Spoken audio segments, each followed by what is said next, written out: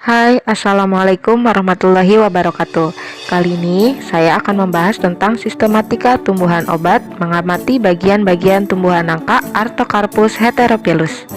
Langsung aja yuk kita mulai videonya.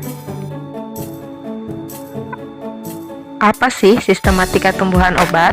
Sistematika tumbuhan obat adalah ilmu yang mempelajari tentang bagaimana mendeskripsikan, identifikasi, tata nama, klasifikasi, serta penentuan hubungan kekerabatan tumbuhan. Ilmu ini juga berkaitan erat dengan taksonomi tanaman obat. Jadi, sistematika tumbuhan obat adalah ilmu yang mempermudah kita untuk mengamati bagian-bagian dari tumbuhan. Selanjutnya, klasifikasi dari tumbuhan nangka atau Artocarpus heterophyllus. Di sini sudah ada nama tanaman, kemudian kingdom, divisi, kelas, ordo, familia, genus, dan spesies. Setelah kita memahami apa itu sistematika tumbuhan obat dan mengetahui klasifikasi dari nangka atau Artocarpus heterophyllus, selanjutnya kita akan mengamati bagian-bagian dari tumbuhan, mulai dari radix atau akar, caulis atau batang, floss atau bunga, fructus atau buah, dan yang terakhir adalah folium atau daunnya. Langsung aja yuk ke pembahasan yang pertama. Dari hasil pengamatan didapatkanlah data bahwa daun dari tumbuhan nangka berwarna hijau. Hal ini dikarenakan daunnya mengandung klorofil. Kemudian bentuk daunnya atau circumscriptio itu berbentuk jorong atau ovalis. Hal ini dapat dilihat dari bentuknya yang mempunyai ciri-ciri bagian yang terlebar dari helaian terdapat di tengah-tengah daun.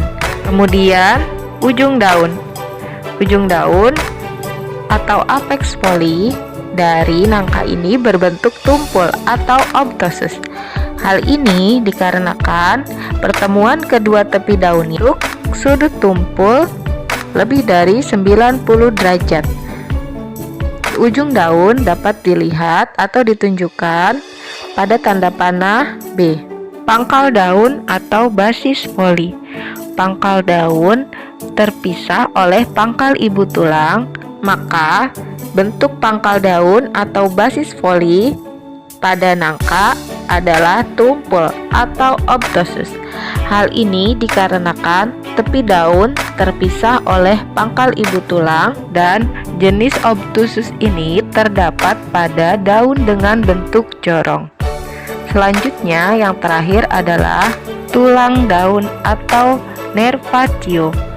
Tulang daun ditunjukkan oleh huruf D pada gambar. Dari hasil pengamatan didapatkanlah bahwa tulang daun dari nangka itu berbentuk daun bertulang menyirip atau prenervis. Hal ini dikarenakan tulang daun seperti tulang ikan. Selanjutnya yang akan kita bahas adalah bagian dari batang atau caulis. Batang merupakan sumbu tubuh dari tumbuhan yang memiliki beberapa sifat. Batang pohon nangka merupakan batang dengan jenis yang jelas karena batangnya dapat dilihat dengan jelas. Kemudian jenis batangnya adalah batang berkayu atau lignosus.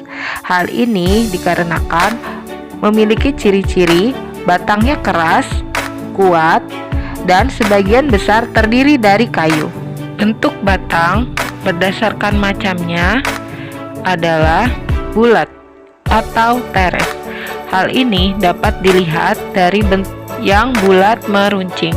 Semakin atas bentuknya akan semakin runcing dan bagian pangkalnya akan lebih besar daripada bagian tengahnya. Lanjut ke bagian yang paling bawah dari tumbuhan, yaitu akar atau radix. Akar nangka berbentuk akar tunggang. Hal ini berdasarkan ciri-ciri akarnya yang menusuk ke bagian tanah kemudian memiliki serabut-serabut yang berfungsi untuk mempermudah dalam menyerap air.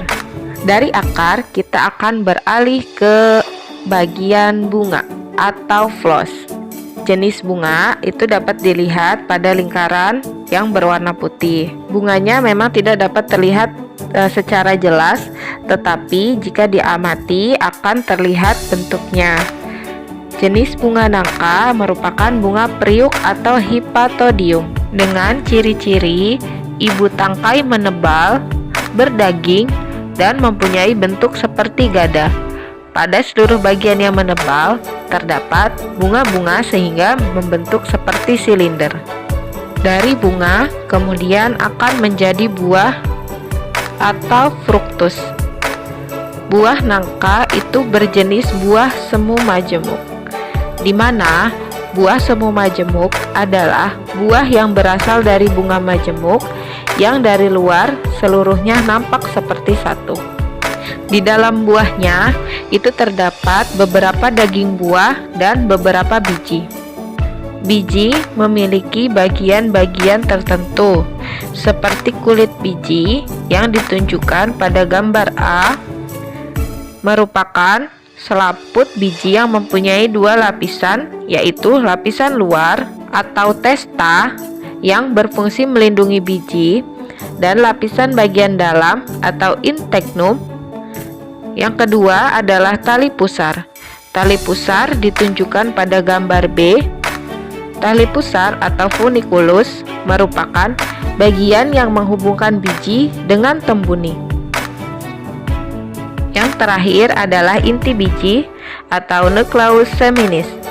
Inti biji berada di dalam biji atau di semua bagian yang terdapat di dalam biji.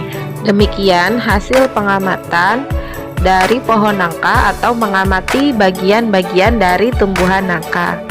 Apabila ada yang kurang jelas atau salah dalam penyebutan atau dalam mengamati, bisa komen di bawah agar kita bisa sama-sama belajar cara atau mengidentifikasi dari bagian-bagian dari tumbuhan. Jangan lupa ya untuk di-like, di-subscribe, dan dibagikan ke teman-teman kamu supaya teman-teman kamu juga tahu apa yang kamu tahu.